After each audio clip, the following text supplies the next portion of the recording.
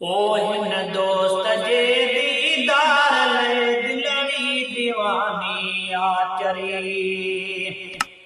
अल्लाह हिन दोस्त जे दीदार ले दिलड़ी दीवानी आचरी।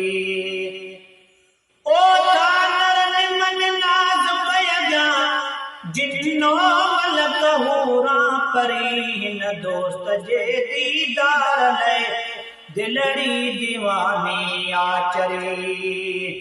अल्लाह हिन दोस्त जे दीदार ले दिलड़ी दीवानी आचरी। हिन दोस्त जे दीदार ले दिलड़ी दीवानी आचरी। ओ कन कपाया काट सा कन सज गया सलवात सा। ओ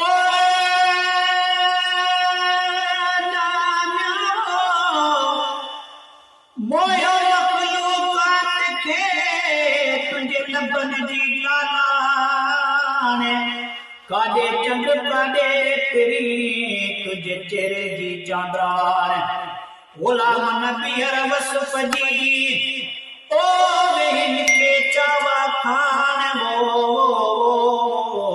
से छिनदा छाजे काने। जन ॾिसण सां दिल ॾेई छॾे। ओ कन कंध कपाया कात सां कन सज गया सलवात सां। के पेर चुमंदे पिरीअ जा महबूब जे दरजा मरी।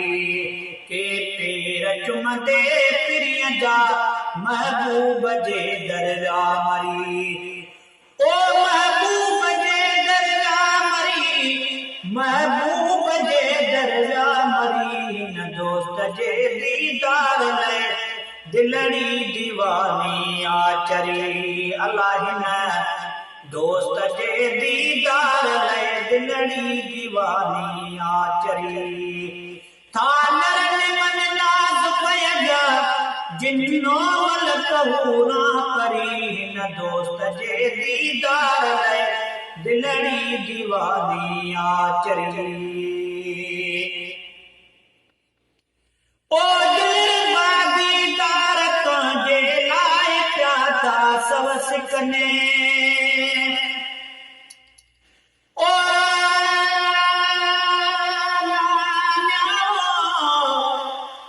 लाल कोई वारसी कदो लखन दी लजपाल। मोहम्मद जे नाम में आमी मुहिमी मैदान। हिकिड़ो ई मैदान में हूंदो राजन जो रखवाल। गुलाम नबी गमड़ो न कर ओ कहिड़ो पवंदो काल वो। जॾहिं जानबो हुस्न जमाल पंहिंजो खिली खोले बीहंदो। ओ दिल दीदार तुंहिंजे लाइ पिया था सब सिकने। हिन खोजड़े के कबर में खोले ॾिजो दिल बरदरी।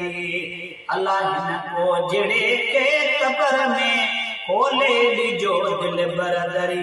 खोले ॾिजो दिल बरदरी खोले ॾिजो दिल बरदरी। हिन दोस्त जे दीदार ले दिलड़ी दीवानी आचरी। अल्लाह हिन दोस्त जे दीदार ले दिलड़ी दीवानी आचरी। ओ लिखवा शारी तू नज़म साईं के सद कर की नगम। लिखवा शारी तू नगम साईं के सद कर की नगम। मुरसल मदाही ते करम तोड़े आया कोटी करी। मुरसल मदाही ते करम तोड़े आया कोटी खरी। तोड़े आया कोटी खरी तोड़े आया कोटी खरी। हिन दोस्त के हिन दोस्त जे दीदार ले दिलड़ी दीवानी आचरी। अल्लाह हिन दोस्त जे दीदार ले दिलड़ी दीवानी आचरी।